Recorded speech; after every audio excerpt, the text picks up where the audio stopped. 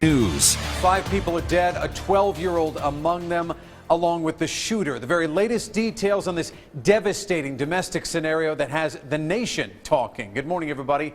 I'm Dan Spindle. And I'm Justin Pizzera. Thanks for joining us for the Valley's only 11 o'clock newscast. This Northwest Phoenix neighborhood really just in shock right now as investigators try to make sense of all of this. ABC 15 has been following this story ever since we heard the news come across our scanners in the newsroom that 4 people had been shot. That came across just before 5 o'clock this morning when we were doing our newscast. We have team coverage on this terrible tragedy. Our crews have been making calls, talking to the neighbors and investigators to gather all of the details. Yeah, we start with our coverage with Nick Saletti, who gives us an overview of all that's happened. Nick.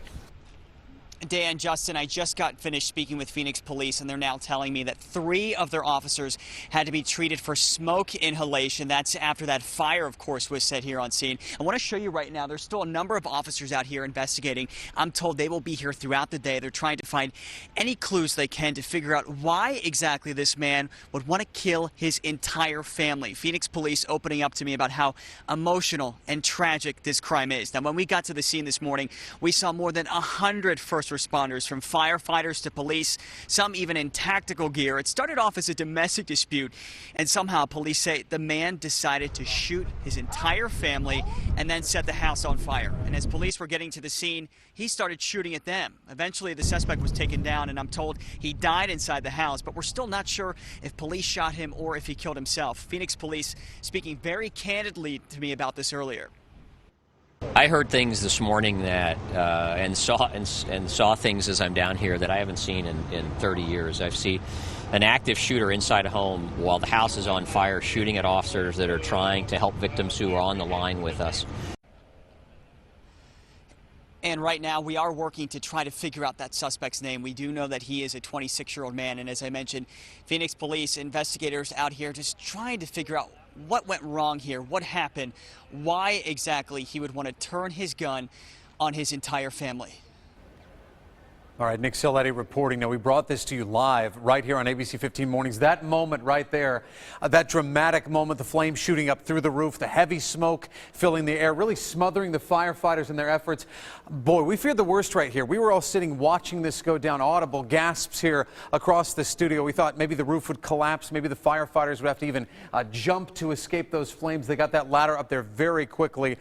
And we all just took a deep breath right there as we watched it unfold. ABC 15's Katie Connor joining us live now. And Katie, you were there on the ground as this was all unfolding with the emergency responders. It was such an active scene. What was that like? We watched as officers and firefighters showed up one by one and went inside the home trying to save those people stuck inside. It's pretty quiet out here right now. There's just a group of detectives congregating at the end of the street where the shooting went down. But take a listen to what it was like around 5 a.m. I had a helicopter over my house. Gunshots ring out. I see cops coming and say, oh my God.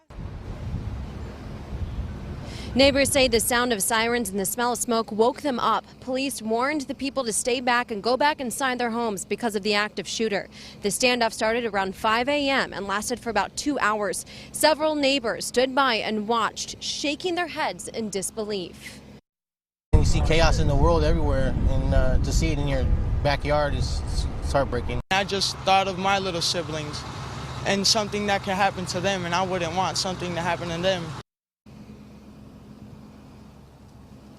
And again, you can see the detectives gathering there at the end of the street. They could likely be waiting for a search warrant to go inside the home, collect evidence, try to figure out what exactly led up to this deadly shooting. Of course, as soon as we learn more information throughout the day, we will pass that along to you guys. Dan and Justin?